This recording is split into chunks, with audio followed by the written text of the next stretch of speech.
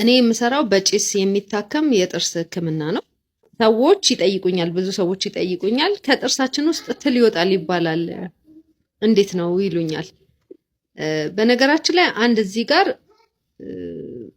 ለክሊር አርጌ ላብራራላችሁ ወይም ላስረዳችሁ የምፈልገው ነገር ምንድነው?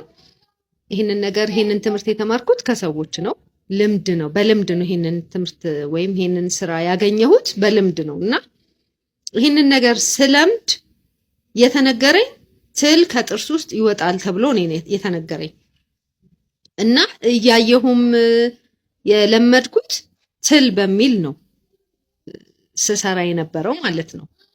እና ግን በኋላ ላይ ግን የሆነ ወቅት ላይ የሆነ ሰው ትል እንዳልሆነ ነገረኝ።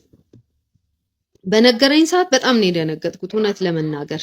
ይሄንን ነገር ስነግራችሁ ብዙዎቻችሁ ውስጥ ብዥታ እንደሚፈጠር አውቃለሁኝ። ግን ደግሞ እኔ ራሴን ነፃ ለማውጣት ነው የምነግራችሁ። እንደገና ደግሞ ስራዬን ደግሞ ስሰራው ደስ ብሎኝ በነፃነት ሰዎች የምሰራው ነገር ምን እንደሆነ አውቀው እንዲመጡ ስለምፈልግ ነው ይሄንን ነገር በዝርዝር ልነግራችሁ የፈለኩትና ምንድነው ከዛ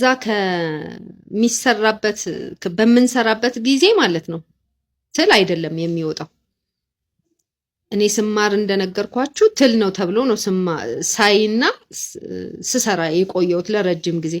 የሆነ ቀን ግን ኤክስፐሪመንቱን ሞከርኩት ማለት ነው። የሆነ ሰው ትል አይደለም ብሎ በነገረኝ ሰዓት ዝም ብዬ አልተቀመጥኩኝም። ቤት የገባሁኝና የምጠቀምባቸውን ነገሮች በሙሉ አንድ ላይ አድርጌ ልክ ለሰዎች ሲጠቀሙ የምሰጣቸውን አይነት አድርጌ አስተካክዬ ኤክስፐሪመንቱ ሞከርኩት። ስሞክረው ያ ትል የሚመስለው ነገር ምንድነው? የሚፈነዳው እጽዋት ነው። ለምሳሌ አንድን ነገር በቆልት ለማድረግ ስታበቅሉት ከውስጡ የሆነ የሚወጡ እንደ ትል የሚመስሉ የሚወጡ እንትኖች አሉ። ከእጽዋት ውስጥ ፍንቅል ብለው የሚወጡ በቆልት ነገር ሲደረግ ማለት ነው። እና ያ የሚወጣው እንደ በቆልት ከፍሬው ውስጥ ፈንድቶ የሚወጣ ከእጽዋት ውስጥ የሚወጣ ነጭ ነገር ነው እንጂ ትል አይደለም። ይህንን ነገር በደንብ በራሴ አረጋግጬዋለሁ።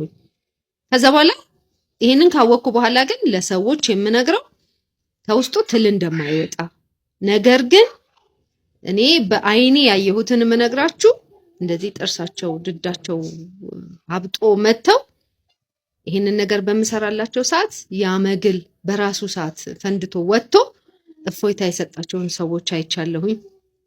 እንደገና ደግሞ ጥርሳቸው መንከስ እየነከሱ ማኘክ አቅቷቸው ለረጅም ዓመታት ማኘክ ያቃታቸው ሰዎች ማለት ነው እኔ በሰራውላቸው ሰዓት ወዲያውኑ ይሄ ነገር የሆነ እንደፈነዳ ነገር የወጣ እስኪመስላቸው ድረስ ታውቋቸው ከዛ በኋላ እንዲህ በሶፍት እንዲያኘኩ ማለት ነው ያረጋገጡ ሰዎችን በአይኔ አይቻለሁ።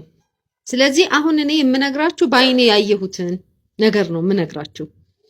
ስለዚህ ይሄ ነገር ትል ነው የሚወጣው የማይወጣው ትል አይወጣም።